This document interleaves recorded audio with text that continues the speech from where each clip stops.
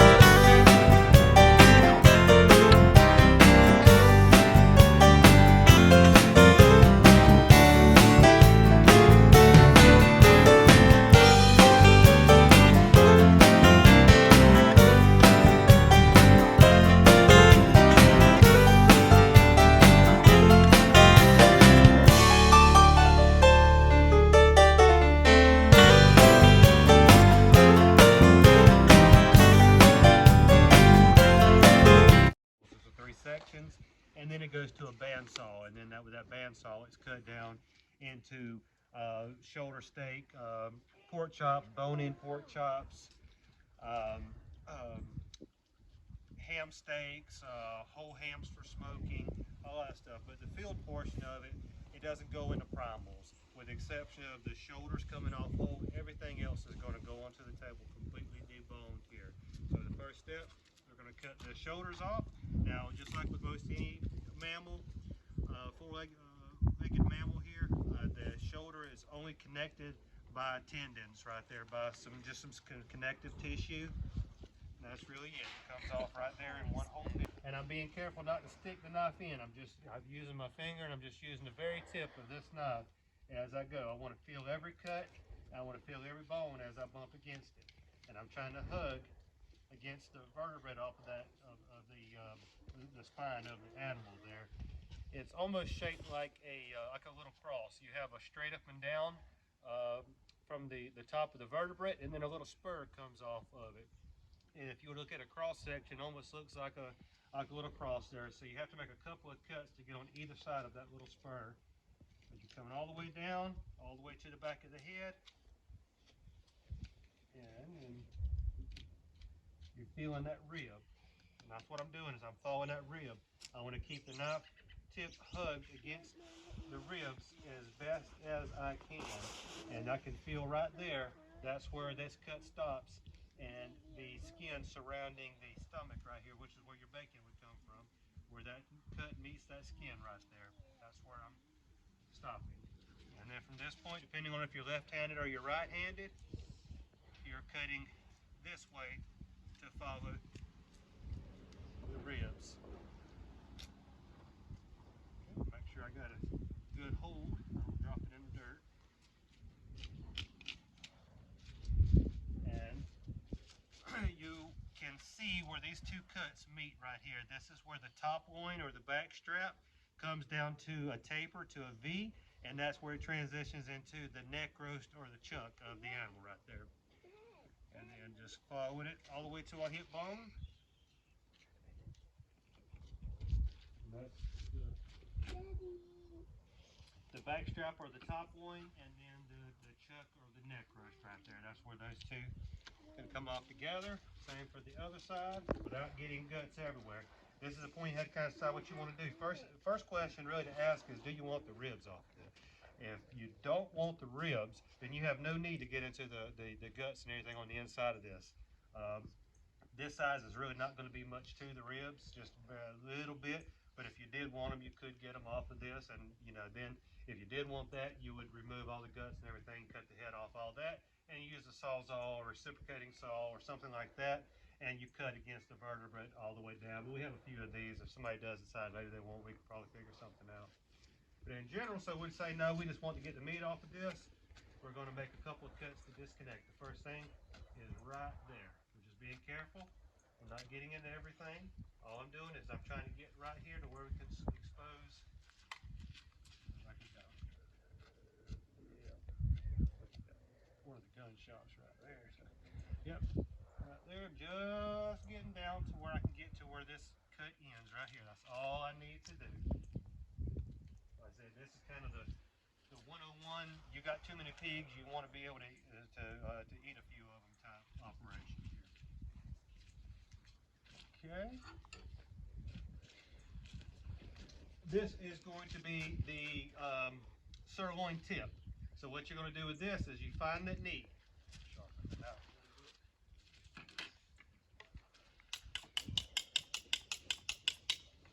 And you find the knee, and this is with goat, sheep, deer, pigs, any of this. This is all very, very universal. And if you were the sheep processing class, you heard a lot of the same stuff. You find that knee, close as you can get without sawing into that bone. You find that knee right there, and then when you hit that bone right there, you're following that down. And then I'm hitting that ball joint, but I'm not cutting into that ball joint. You cut into that ball joint, the animal will be on the ground. You hit that ball joint and you stop and you use the tip of that knife and you curve around it. I'm gonna do both sides, then I'll spin it around so you can see where it transitions into the top sirloin. We did, this one did get shot right here. So I'm not sure how much we'll get out of this one, but we'll take it off just the same. Okay, same thing.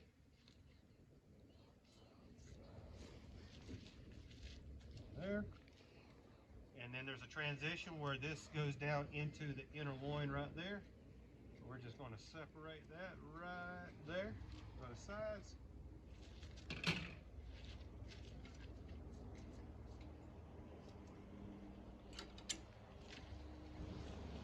Right here. Okay, and this is where your sirloin tip then transitions into top sirloin. And from there, you're coming straight across. There's a muscle seam right here. Where that muscle seam is pretty close to where you're going to be making your cut. And it doesn't have to be exact, but somewhere right in there.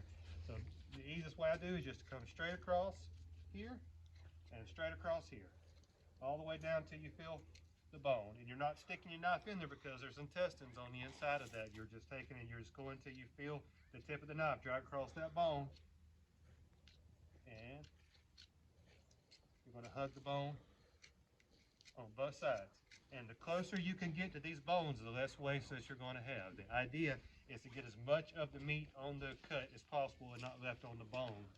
Unless you have some other plan, like you're going to try to make leave some meat on to make a stock, or you wanted to smoke it or something, you know, unless you have something else in mind. In general, you want all of the meat to be on a cut. And that's just how you get the most out of it. And I'm just following that bone all the way around there, making sure. And before you make that last cut, you make sure you got that hook in there good, you got your hand on it good, and taking that extra moment to make sure you got good position is how you keep from having it on the ground. If you do enough of them, you'll end up with it on the ground, but it's just part of it. There we go. And now I'm following that around. That's our sirloin tip and top sirloin, and that's pretty much what you're wanting that to look like when you finish it. You want all of that off in one piece. And the same thing with here. We've got a good grip on it. I'm just feeling that blade. Same thing there. That's pretty close to what you're wanting it to look like. Put it together. And then we're going to transition into our ham. Ham is a very collective term. Ham in general constitutes any of this right here, but realistically it's a series of 1, 2, 3, 4, up to 5, maybe 6 different individual cuts if you were to separate them. But that was a sirloin, and we're going to get off what's commonly called the ham, and that's typically we're going to refer to the top round and the bottom round either separately or together. Alright, so here you're going to find you a spot, because you're not wanting to cut that tendon. You want to find you a spot right in here where you can start to separate that. And if you look closely, there's a muscle group right there, and that is the shank. That piece that goes right there is a shank, or on a pig it's often called the hock, is that piece right there.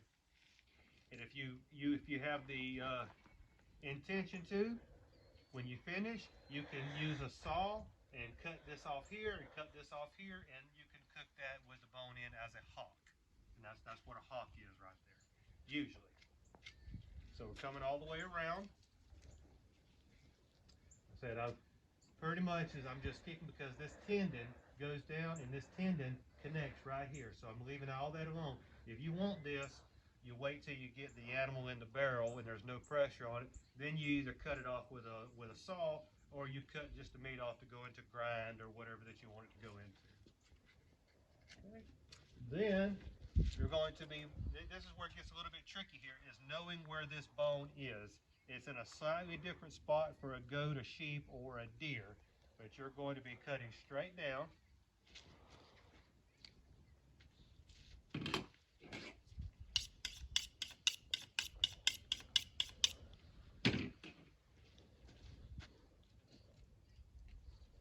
And then you're going to come across, and there's a kind of a funny shaped bone right there that sticks out, and you're cutting around that, and then you're going to cut down on the back side. And you'll always will leave a little bit on that because that's just the shape that the bone is. And in general, you come around that, then down to the bottom. And then you're going to come on the other side, straight down, and then it will kind of just roll off as it separates. At that point, you're just using the tip of the knife and you're trying to get as close to the bone as you can.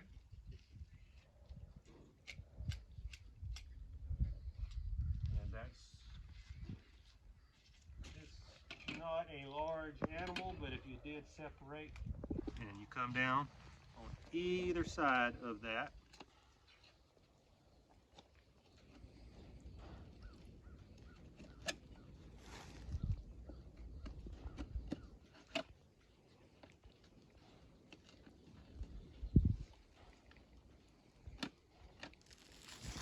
and then when you come to the edge of that shoulder blade, then it'll go straight down.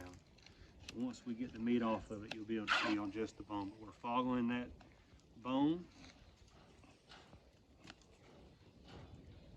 there.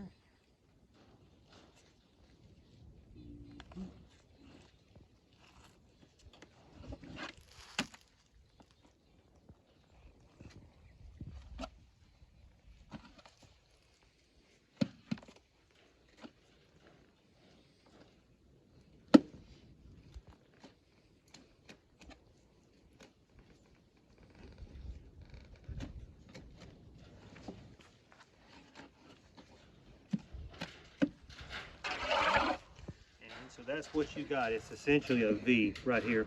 Like I said, on a deer, see on a pig, you have one lower ridge and then you have one that's much higher right there. So you got to kind of learn where your knife is going to go. But on a deer, they're both pretty pronounced and they're right there. So it's actually a lot easier on a deer because it's kind of got a weird knob right here. But you're basically just using the tip of your knife.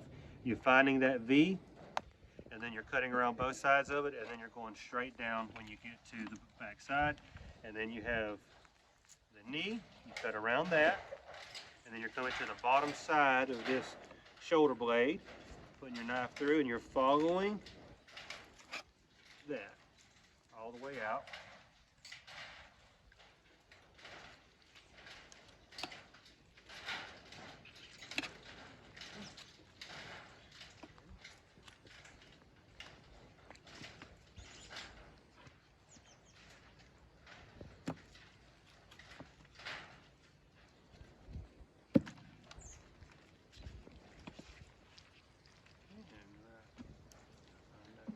Little knee there.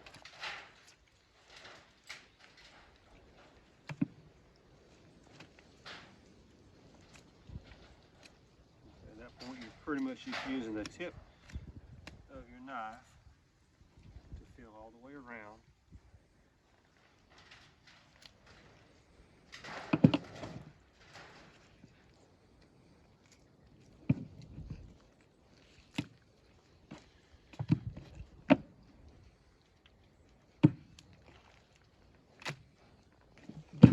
necessary.